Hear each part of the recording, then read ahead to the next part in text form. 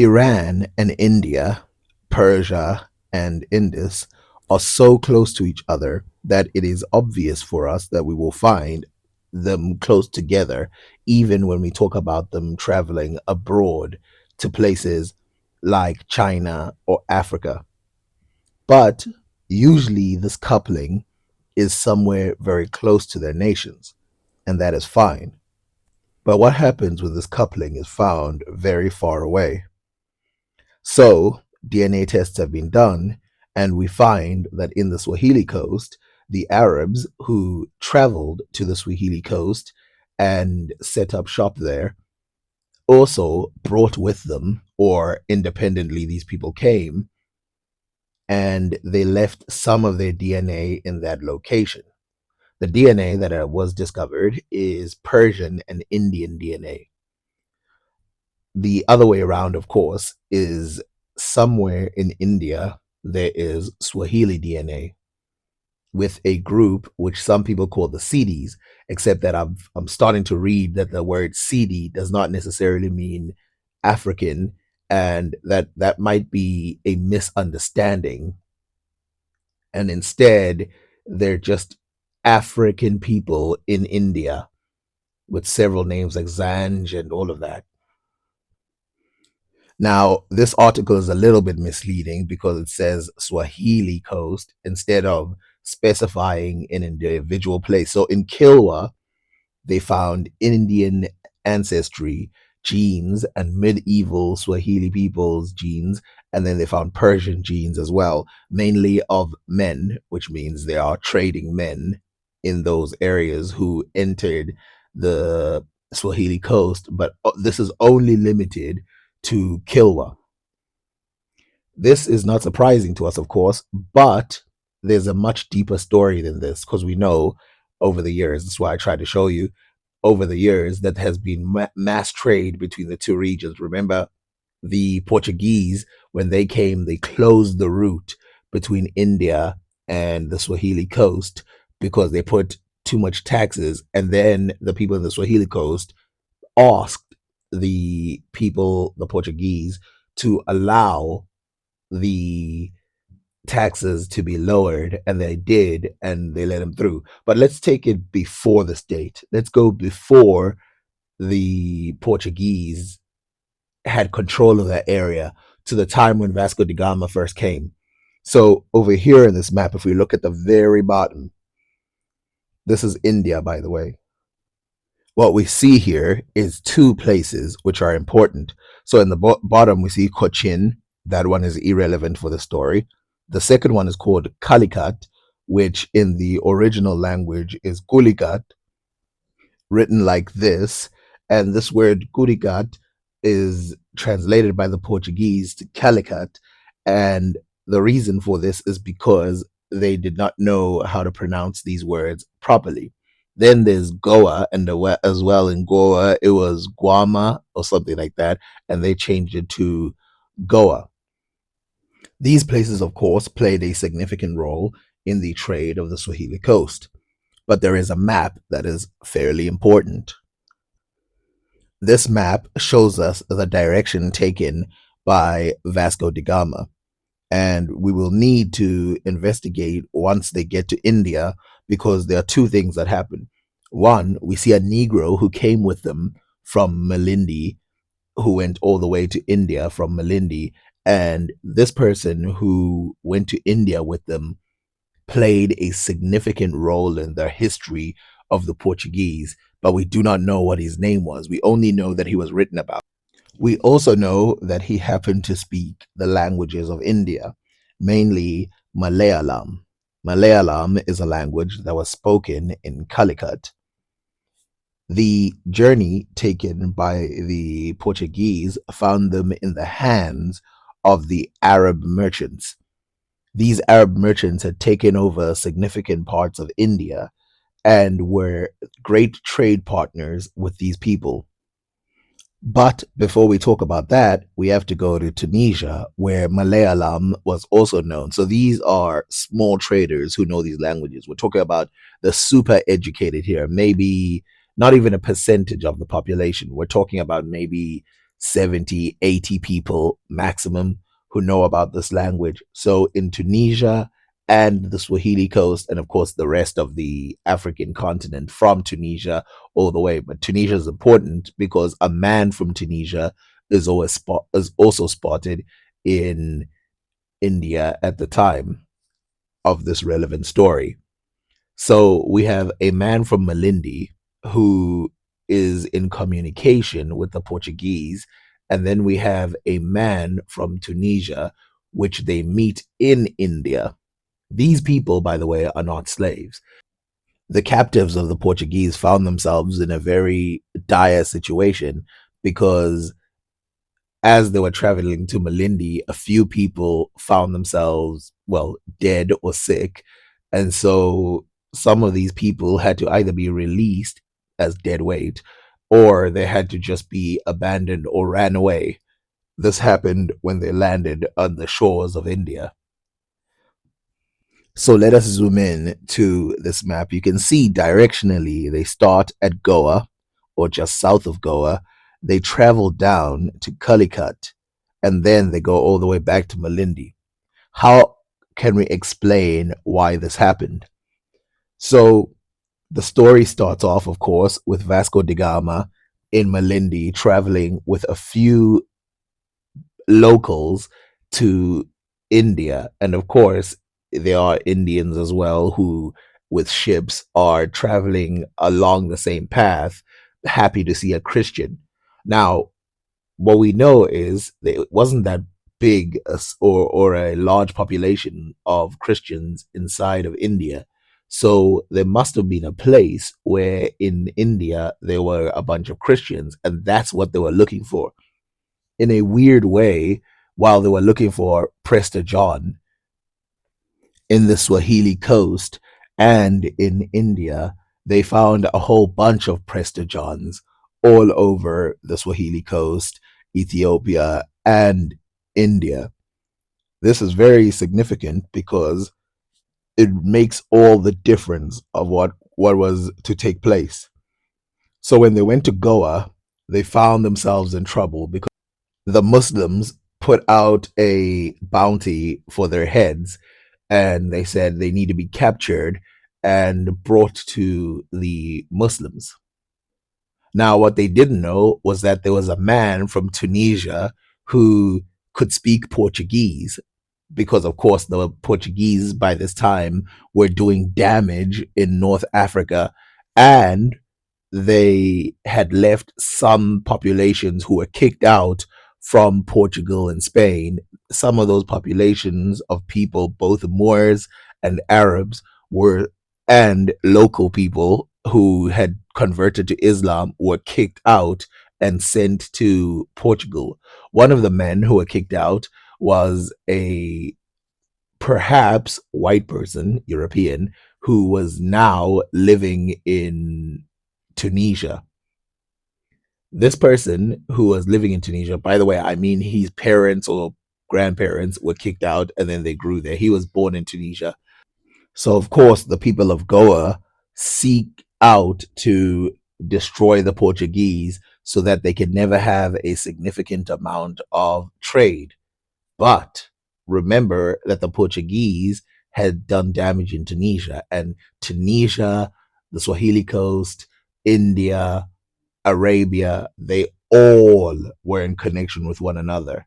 And so anyone coming from Tunisia who had pale skin would be instantly seen as a bad person. And if you could speak Portuguese, you'd really be in trouble, which is why this person who was from Tunisia went out of his way to seek out the Zamarin. The Zamarin, as described by the Portuguese, is a Christian group that was located in Calicut.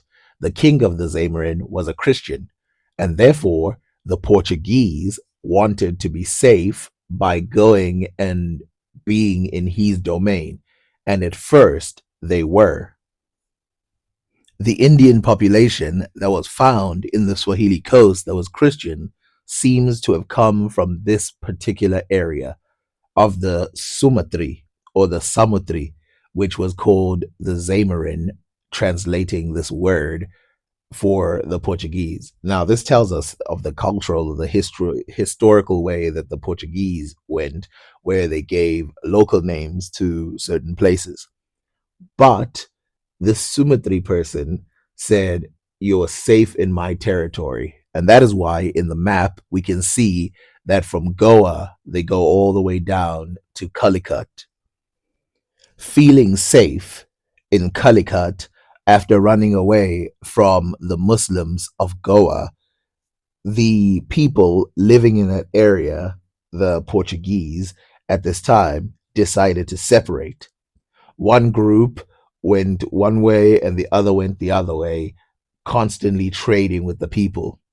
Now, you always hear this theory that the Portuguese got more than they could get, like bargain for, in Africa, but instead they got lowballed in terms of prices. And Vasco da Gama complains about this. In Malindi, they wanted to sell some fabrics because they knew, well, they thought they knew that the people in the Swahili coast had money because of a spy that was sent before. So they knew they had money, but they did not expect them to have an industry of shirts because they heard that the shirts built in those areas came from trade.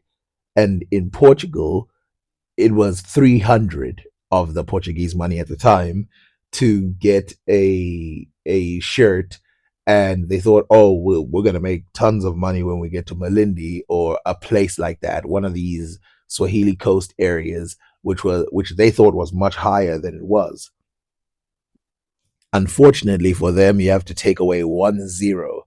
They could only sell the shirts for 30, and they didn't even sell a significant amount because in the Swahili coast, they had a whole industry for making fabrics, and they were not necessarily impressed. They were just one of the people selling in Malindi.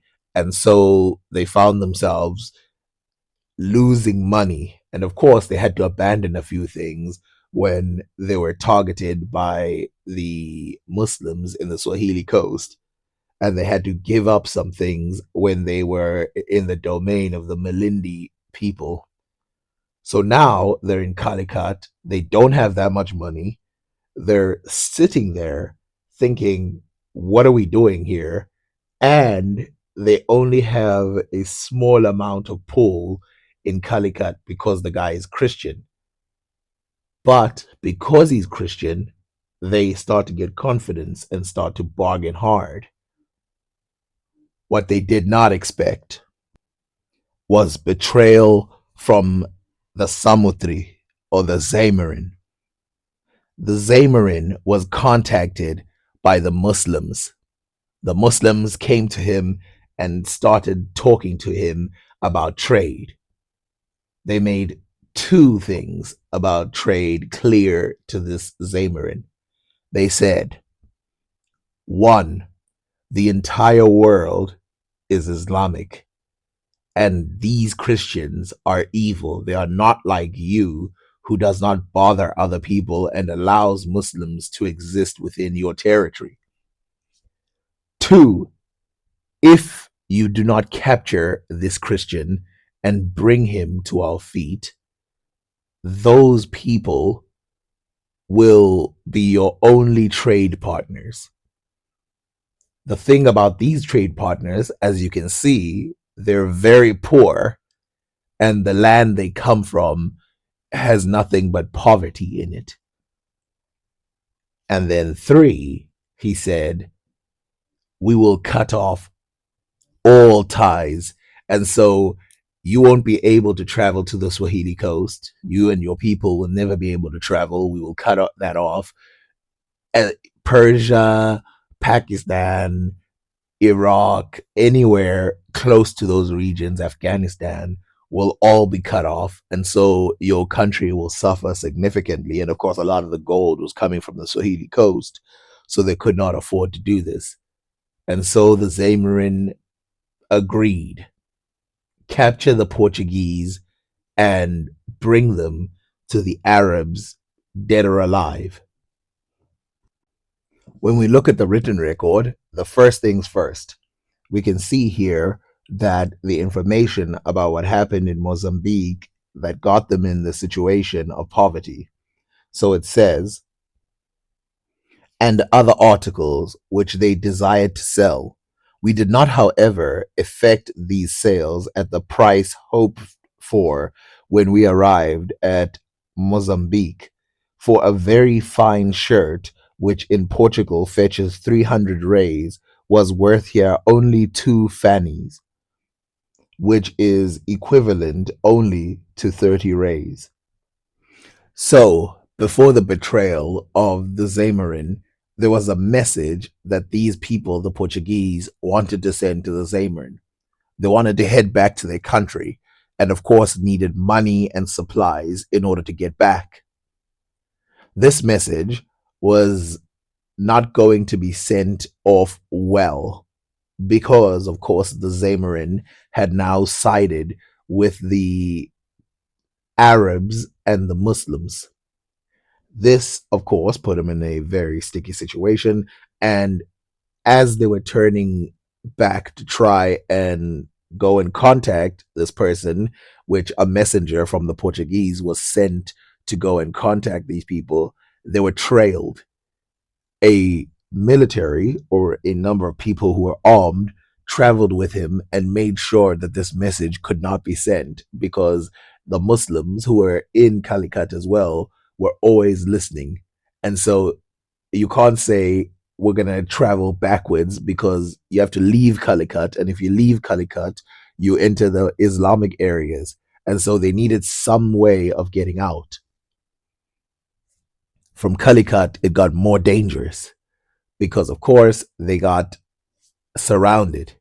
Their ships got surrounded too, as ordered by the Zamorin, because they were not supposed to leave.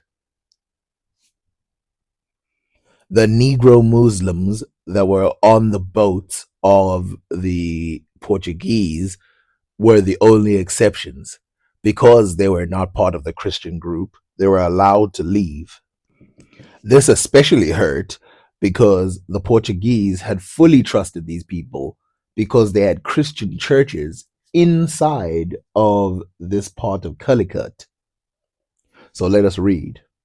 When they, the Portuguese, saw that they were prisoners, they sent a young Negro who was with them along the coast to seek for someone to take him to the ships and to give information that they had been made prisoners by order of the king.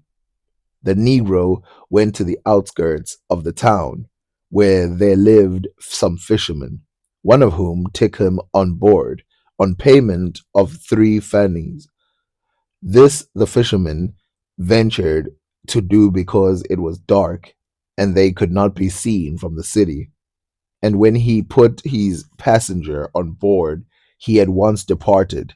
This happened on Monday, the 13th August, 1498.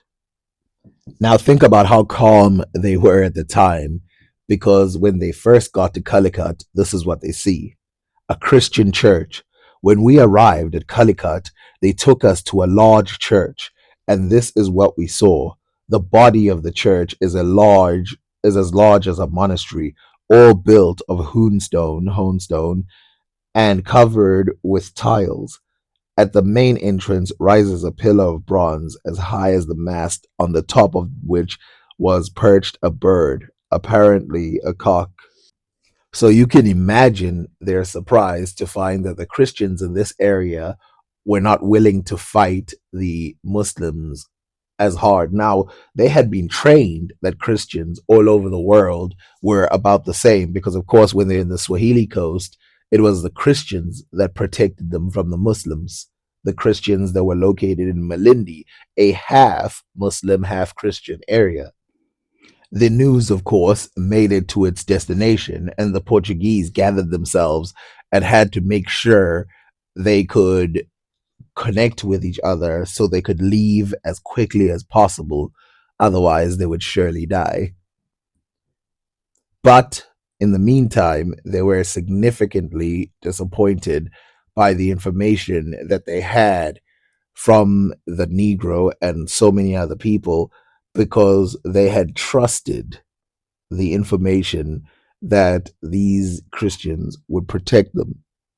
As we read, this news made us sad, not only because we saw some of our men in the hands of our enemies, but also because it interfered with our departure.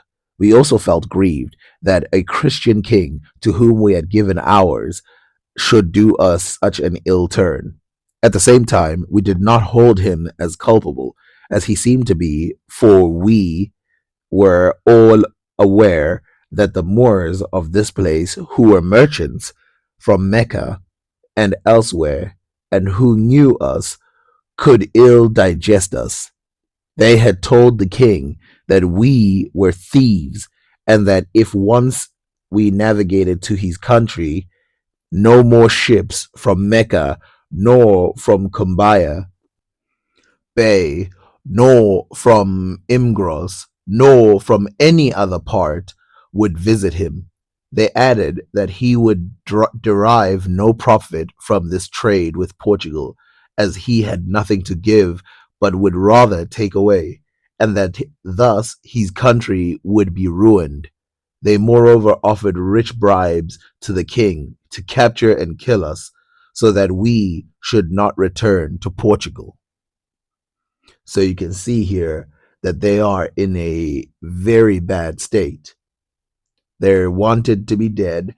If they don't return the mission to Portugal, then the whole thing effectively goes nowhere. And of course, the Portuguese at this moment decided to be less friendly and captured a bunch of people. At this point, they're just trying to get out. Unfortunately, they managed to escape. Had they been captured in this one region and put to death, then the people of India, Malindi, Mecca, Kilwa would have remained with their civilizations. Portugal would have not known about the great riches that lied on the other side. And since they had discovered places like America, Congo, and other places, they would have thought it a mission that is too deadly to explore. People like Albuquerque, who would later take over parts like Calicut, would find themselves in a position where exploring seemed too dangerous.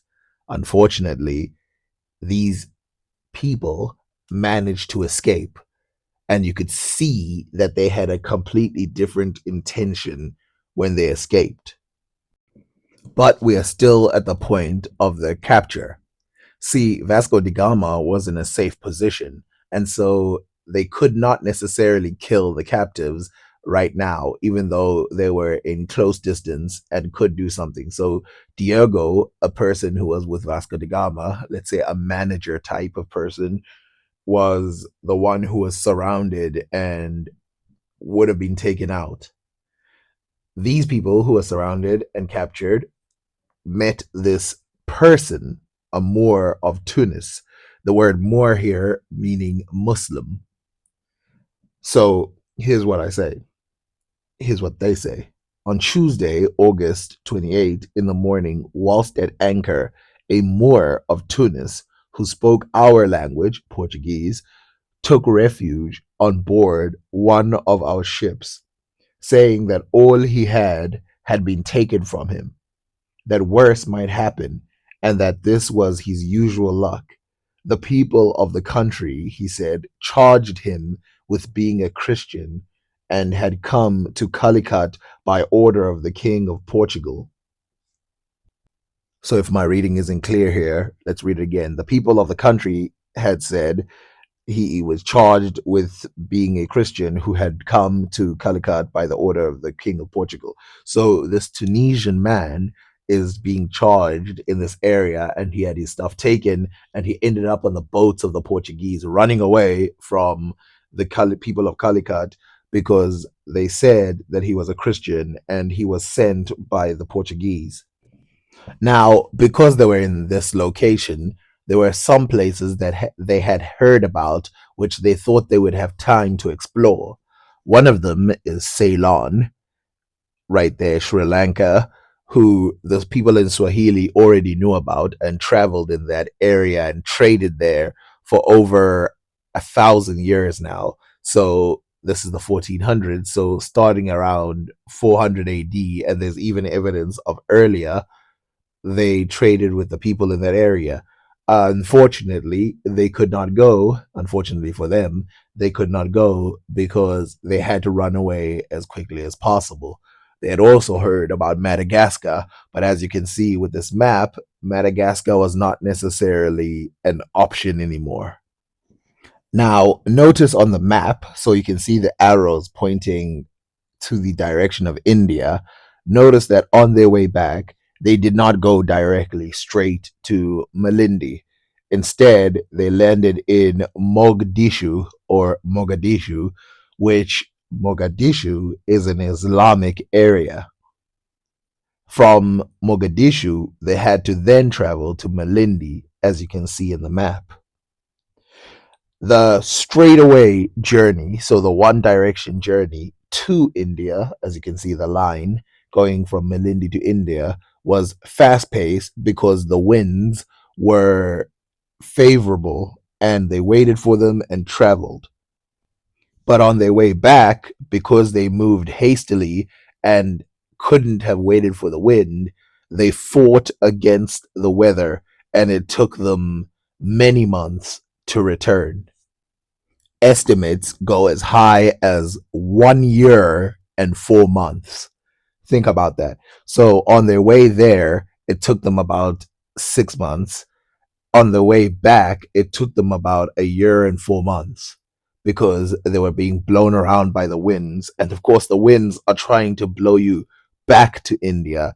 And secondly, they have no idea now where they are because one, they've been on the sea for so long. And then two, the winds are just battering them back and forth. Thanks to things like a compass, they knew not to go too far north. But they eventually found their way to land. And this is what they say. We found ourselves off a large town with houses of several stories, big palaces in its center, and four towers around it. This town faced the sea, belonged to the Moors, Muslims, and was called Mogadishu. When we were quite close to it, we fired off many bombards and continued along the coast with a fair wind. We went on this during the day, but lay to the night, as we did not know how far we were from Milingu or Milindi, whether we wished to go on Saturday the 5th of the month, being becalmed, a thunderstorm burst upon us and tore the tires of the Raphael. Whilst repairing these, a privateer came out from a town called Pect with 8 boats and many men. But as soon as he came within reach of our bombards, we fired upon him and he fled. There being no wind, we were not able to follow him. Now, notice the significant difference in trust this time. They're in Muslim territories, they're not getting off of their boats. They can see that there's a city right there, and they're trying to get back to Malindi, and they're saying, anyone we see, we just fire at them. Now they're paranoid. They have no idea if they're actually safe.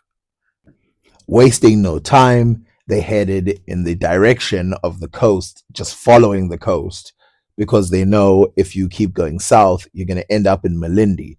Luckily for them, they ended up in Malindi, not jumping past the coast. And this is due to the fact that they had traveled here before. So we read, on Monday, the 7th of January, we again cast anchor off Malindi, when the king at once sent off to us a long boat holding many people with a present of sheep and a message to the captain major, bidding him welcome. The king said that he had been expected for days past and gave expression to his amicable and peaceable sentiment. The captain major sent a man on shore with these messengers with instruction to bring off a supply of oranges, which were much desired by our sick. These he brought on the following day, as also other kinds of fruit, but our sick did not much profit by this. The climate affected them in such a way that many of them died here. Moors also came on board by order of the king, offering fowls and eggs. Now, you must remember that in Malindi, there was a bit more trust because these people had not betrayed the people. And notice how Muslims in this area are being trusted more than Christians in other areas because of what they experienced. With much trust and friendship, the Malindi sent a man who would travel with Vasco da Gama's crew all the way to Portugal. And all Vasco da Gama asked in return was that a pillar be put up for the Christian king of Portugal in this area, to which the Malindi king agreed. And now they needed to travel further away to the Cape of Good Hope. But in order to get there, they had to cross several Swahili states, which at first they had bombards and they were very hostile to the Portuguese. So, as you can see, vessels with the few hands that remained to us, the contents of the ship were transferred to the two other ships. We were here 15 days, and from a town in front of us called Tamugate, many fowls were brought to us for sale or barter in exchange for t shirts and bracelets. On Sunday, the 27th, we left this place with a fair wind. During the following night, we lay to, and in the morning, January 28, we came close to the large island called Jamgibar. Now, this tells you about how little they knew about this area. The fact that Zanzibar, which is the land of the Zanj, they called Jamjabar, which is peopled by Moors, Muslims of Zanj origin, and is quite 10 leagues from the mainland. Late on February, we anchored off the island of Saint George, Saint George, near Mozambique. On the following day, February 2nd, in the morning, we set up a pillar in that island where we had said mass on going out. The rain fell so heavily that we could not light a fire for melting the lead to fix the cross, and it therefore remained without one.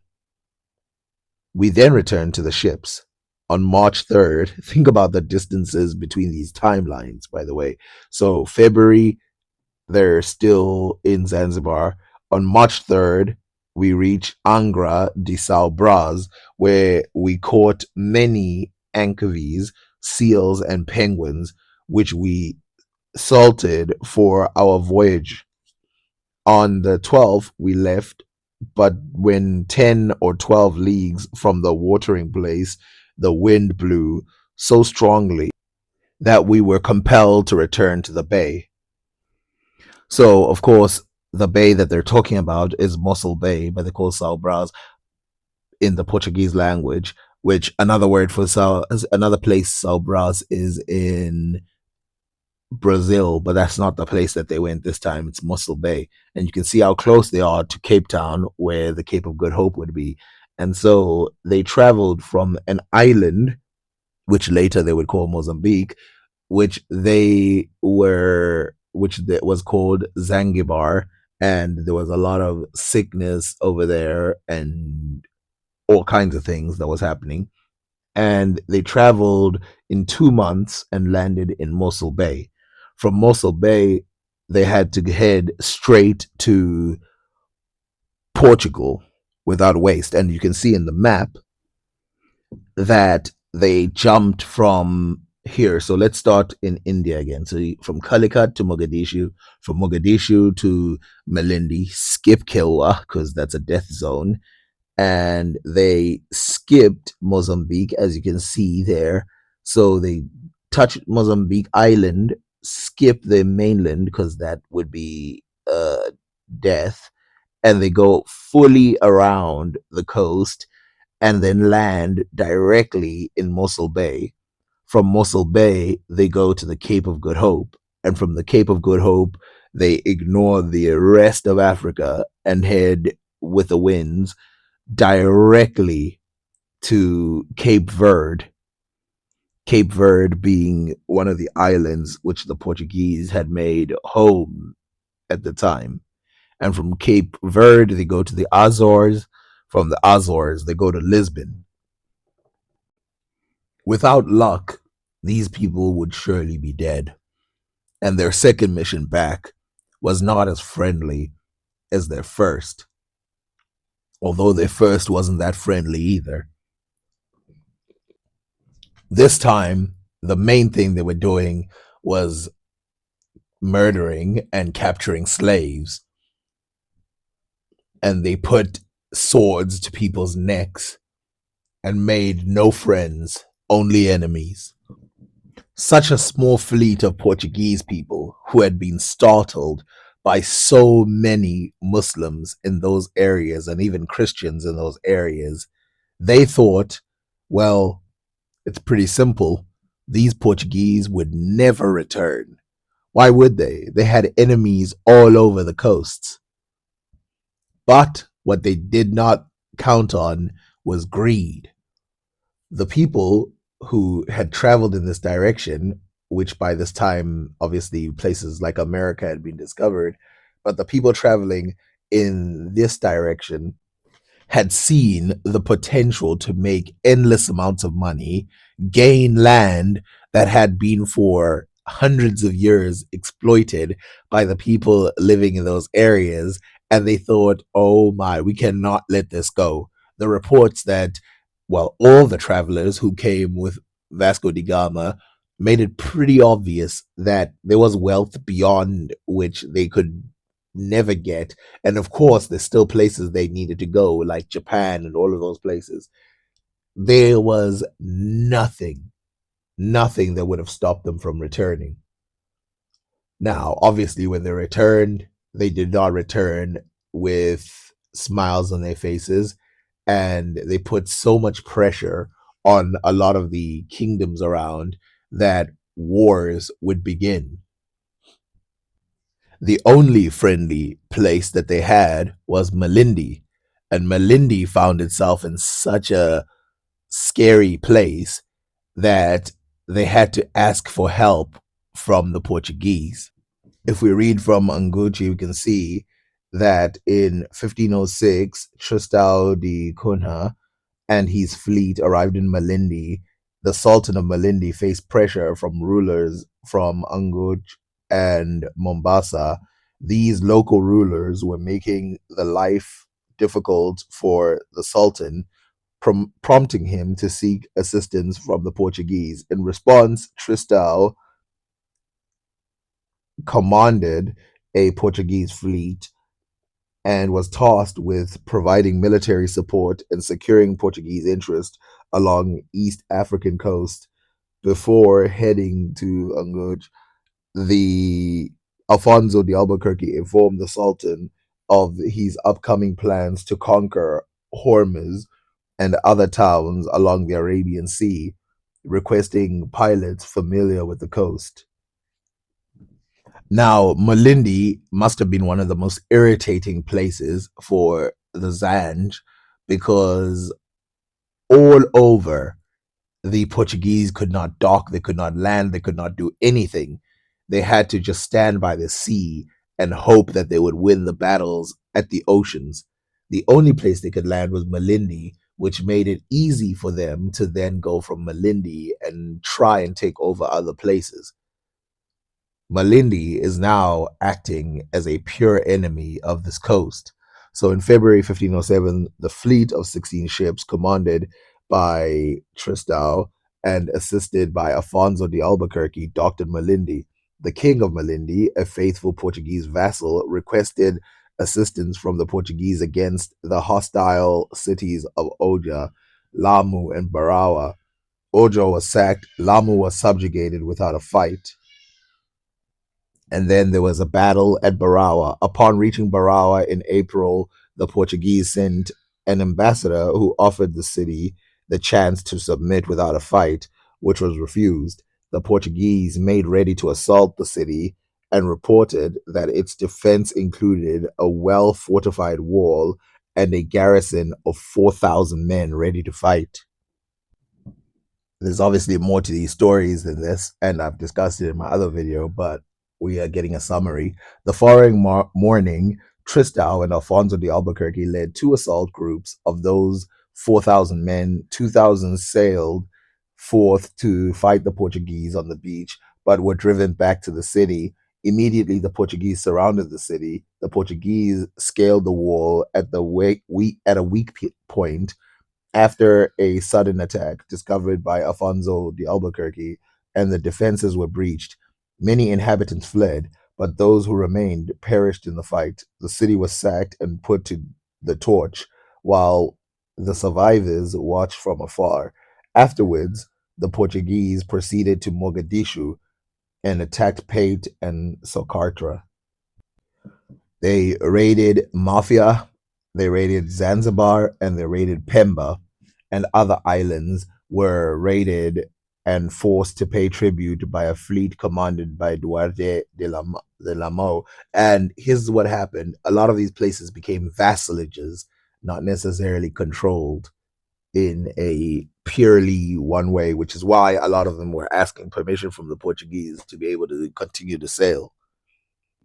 So again, I have to say that the story is way more complicated than what they're saying in Wikipedia. So I'm just reading this because it's giving us a summary, but again, it's obviously not correct.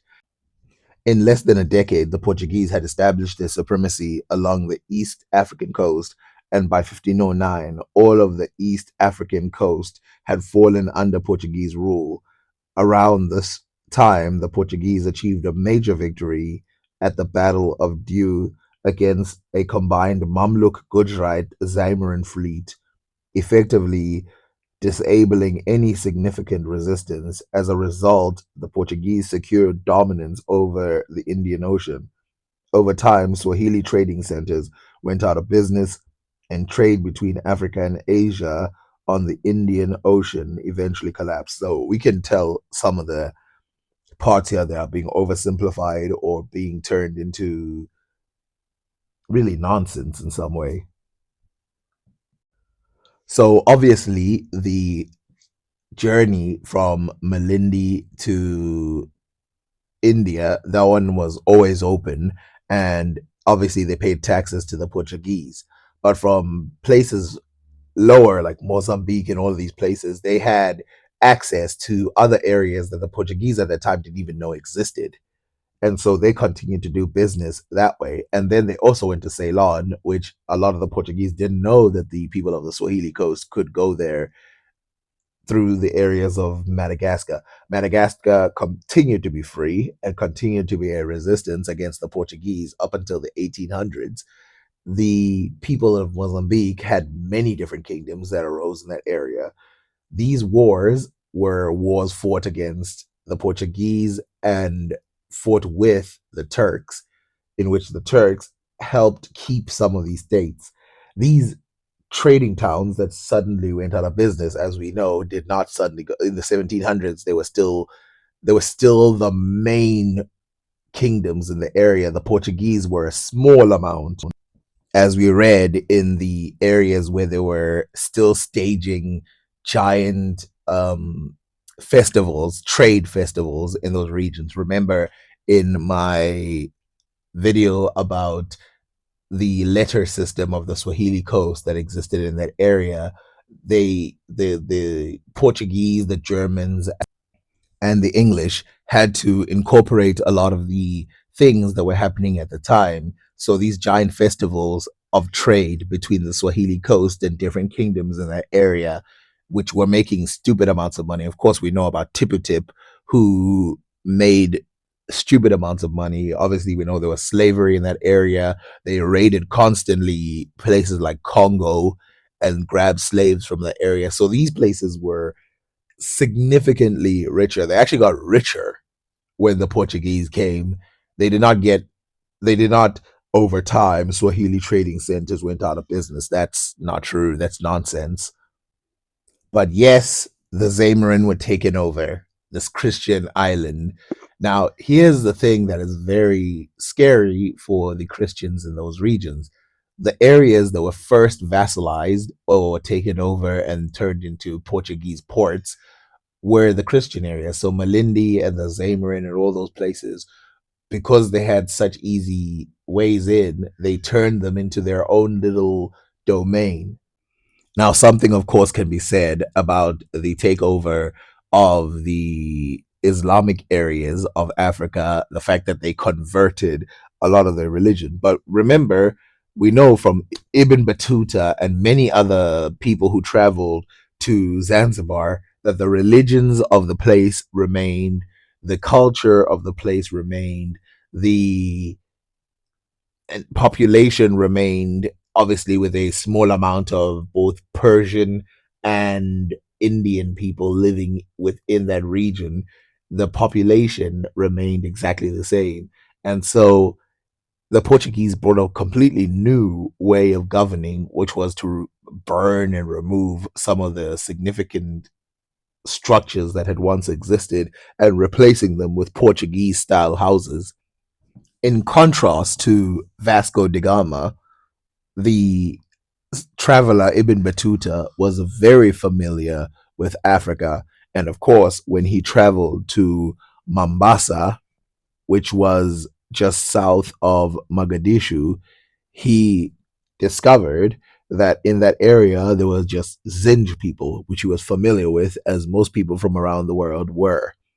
And this is what he said. And the reason why we're worried about what he said is because this is a contrast. This is just before the Portuguese had gotten there, maybe about 100 years before. So in Mombasa, which, as you can see, is located just south of Somalia, so just south of Mogadishu. And obviously, when he describes Mogadishu, just like the Portuguese, he talks of this giant city with buildings that have multiple stories, not one or two, multiple stories, and all of that. But when he talks about Mombasa, this is what he says. I then sailed from the city of Mogadishu, making for the country of the Swahili coastland, with the object of visiting the city of Kulwa in the land of the Zinj people. We came to the island of Mombasa, a large island 2 days' journey by sea from the Swahili country. It has no mainland territory, and its trees are the banana and lemon and the citron.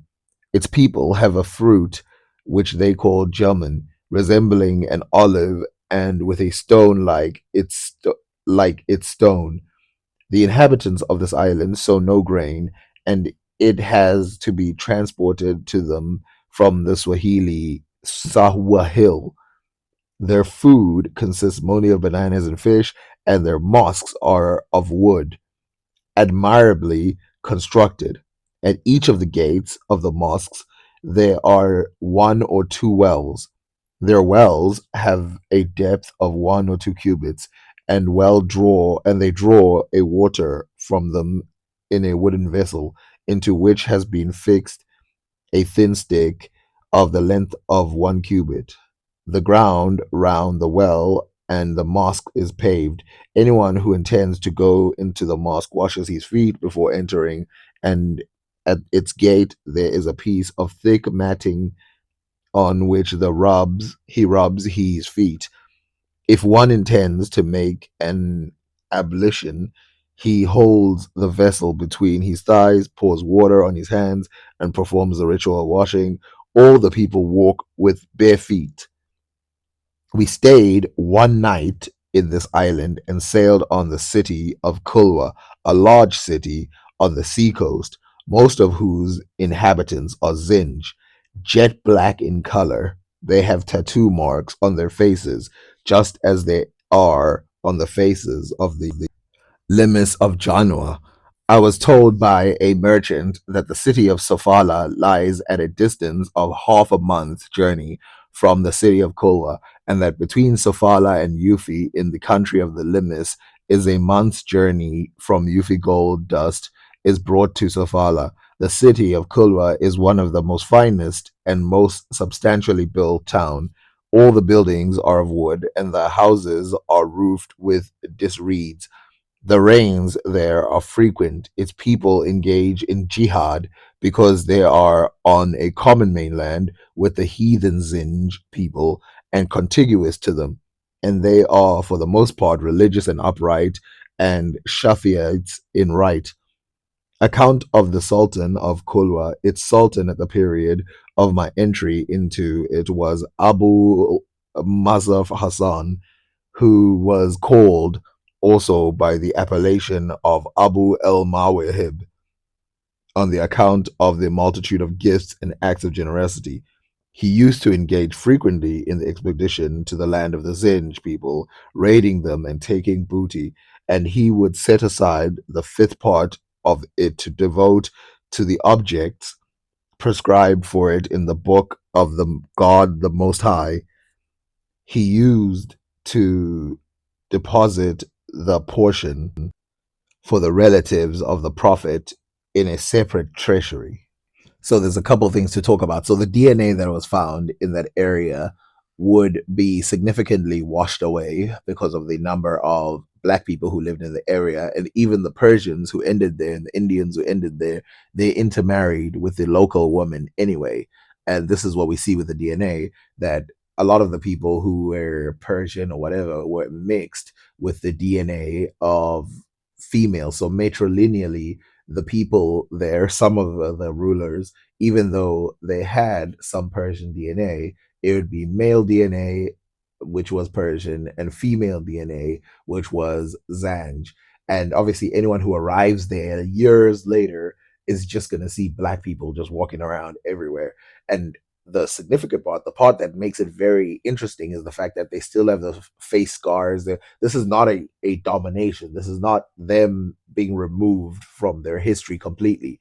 But of course, there were raids that happened. A lot of these raids led to the slave trade. Now, Kilwa wasn't necessarily the area that was taking slaves all the way to Arabia, but Arabs did do that. They did lure people from the coast, and one of the biggest slave trading areas was Arabia, in which they took a whole bunch of Africans and sent them there to Arabia and India and other places. But remember that even with this significant amount of slavery, this entire place is completely free. Some of them are heathens. Some of them are non-Muslim, and they're dominating those regions. And you can see there that Ibn Battuta is still talking about how they still continue their customs one by one, one by one. Now, why does this matter? Well, it matters because when we talk about Africa and its resistance to the Muslims and why the Muslims couldn't take it over, and only when the Portuguese came did it matter, and all of that, you can see in places like Wikipedia that fake stories get told. One of the fake stories, of course, being that it just got sacked because it was a piece of whatever, it was nothing. And so it was easy to take over, but it was hard. These people had to run away. The Portuguese had to run away. And it was so easy for them to have people come in. And if you know nothing about its history, you'll be like, where are the books? Where this? Where's that? Where's this? Now, of course, no significant amount of Buddhism, no significant amount of Hinduism or any religion from India, even though we find significant DNA within some of the people. Again, this is due to the fact that they made no real impact, and instead it carried on the local systems. So finally, I want to say that the world and the other side, because we need to look at the other side, how the people, the black Africans, resisted Arab and Portuguese invasions, unlike the people from Egypt and some parts of North Africa who could not protect themselves. the Swahili coast was fully protected. And this is only one of the writings. I mean, later Portuguese that came right after Albuquerque and all of those, they still speak of great numbers and Zanj people being able to travel to places like Yemen and create destruction